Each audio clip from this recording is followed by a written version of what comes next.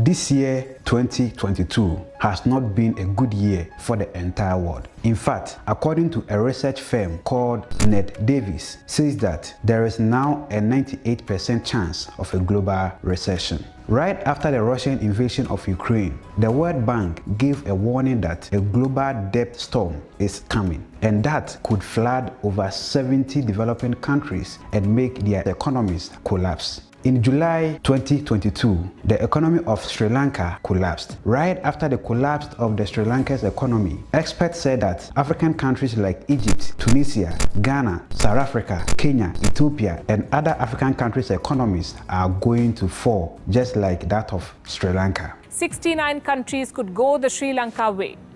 25 in Africa, 25 in the Asia Pacific, and 19 in Latin America. Which countries are these? We'll start with Egypt. Next, we have Tunisia, the birthplace of the Arab Spring. Its economy is overheating. Foreign debt accounts for 100% of its GDP. In sub-Saharan Africa, Ghana, Kenya, South Africa, Ethiopia could be the worst hit.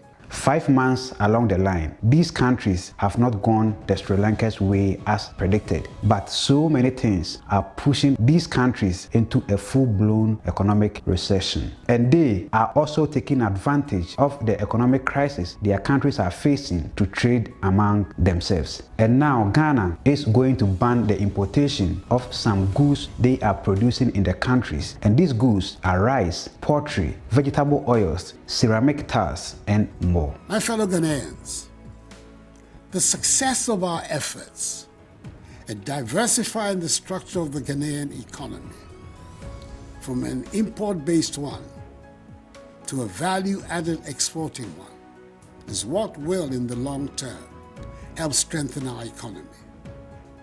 We're making some progress with the 1D1F, but our current situation requires that we take some more stringent measures to discourage the importation of goods that we can and do produce here. To this end, we will review the standards required for imports into the country.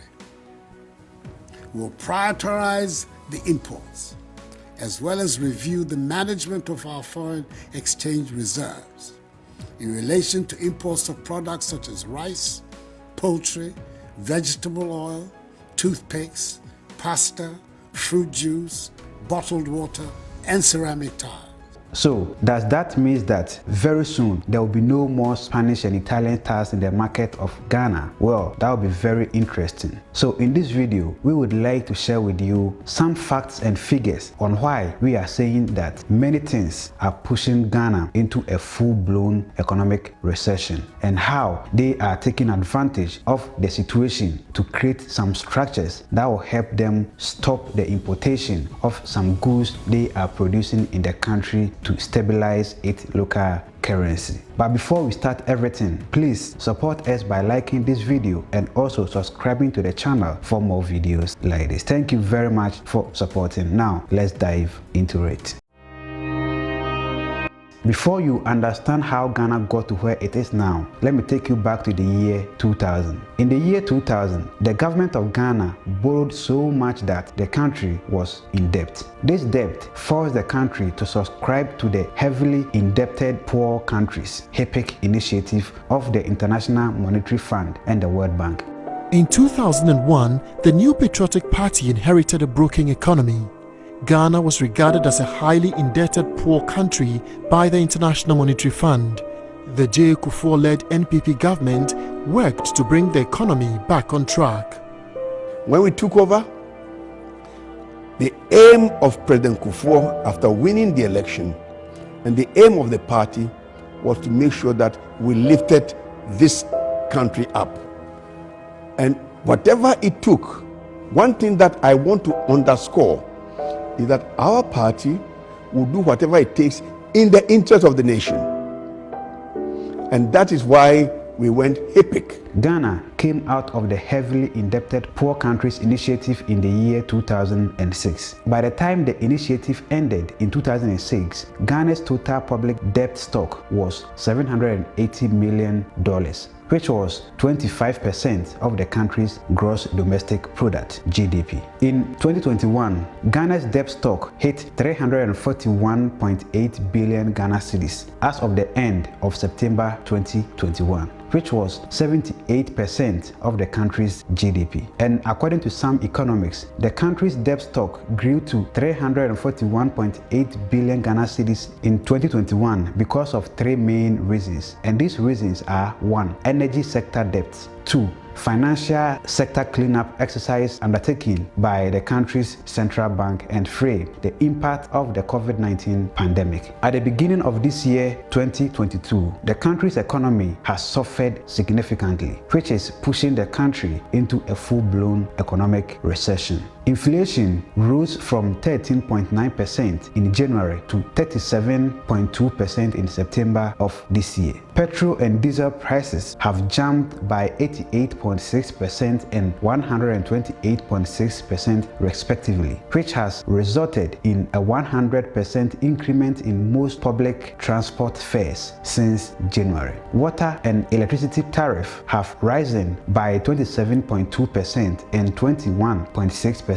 respectively. According to the World Bank, Ghana has the highest food prices in the sub-Saharan Africa. Bloomberg says that the Ghana cedi is now the worst performing currency globally, which is making life and doing business difficult for the average Ghanaian. But one good thing is that with all these things going on in the country is still moving on. Teachers, nurses, and all other government workers are still receiving salaries. Roads and other developmental projects are still going on in the country. But the president of Ghana has admitted that the country is in crisis and they are looking for solutions. And some solutions they are working on so far is how they can stabilize their currency against other major currencies. So last week, the president of Ghana engaged various stakeholders in the country's economy, and these stakeholders were the Association of Ghana Industries, the Ghana Association of Bankers, the Forest Bureau Association of Ghana, Market Women, members of the Ghana Employers Association, the GPRTU and transport operators, the Ghana Traders Union Congress, and many more. So upon meeting these stakeholders, especially the Ghana Association of Industries, they have put in place some measures in order to stabilize the country's cedi currency going forward. And that measure is to take advantage of the economic crisis to ban importation of some goods they are producing in the country. Let's hear something small from His Excellency President Nana Addo Dankwa Akufo-Addo himself. My fellow Ghanaians,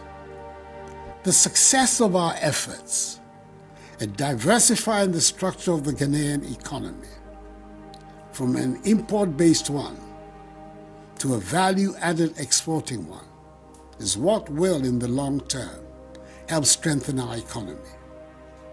We're making some progress with the 1D1F, but our current situation requires that we take some more stringent measures to discourage the importation of goods that we can and do produce here.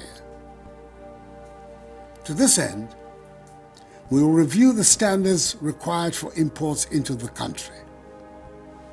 We will prioritize the imports, as well as review the management of our foreign exchange reserves in relation to imports of products such as rice, poultry, vegetable oil, toothpicks, pasta, fruit juice, bottled water, and ceramic tiles, and others, which with intensified government support and that of the banking sector, can be manufactured and produced in sufficient quantities in Ghana.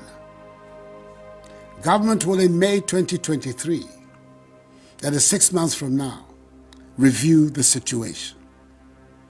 We must, as a matter of urgent national security, reduce our dependence on imported goods and enhance our self-reliance, as demanded by our overarching goal of creating a Ghana beyond aid. Much as we believe in free trade, we must work to ensure that the majority of goods in our shops and marketplaces are those we produce and grow here in Ghana.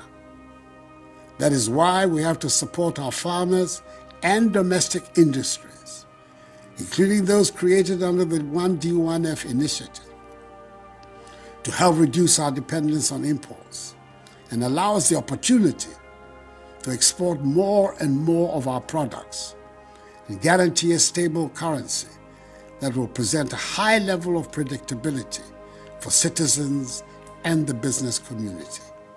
Exports, not imports, must be our mantra. To all my lovely Ghanaians watching this video, it's very unfortunate seeing how people are struggling because of the economic crisis our beloved country is facing that has resulted in higher inflation, excessive food prices, and unbearable higher transportation fares. But let us also motivate ourselves that crises are opportunities for change. Because when things get tough, we become clearer about what's important, and that will lead to a new cooperative behavior to create a new system or structures. So I believe that Ghana's economy will bounce back more stronger than what it did in the year 2019. Thank you very much for watching. Please let us know your thoughts and suggestions inside the comment section below. Again, if you didn't enjoy this video, please don't worry, we have more videos on our channel about every developmental projects and initiatives going on in Ghana. You can check them out. My name is Sharif Haruna. Please subscribe, like, have a joyful life, and see you in our next video. Mackerel.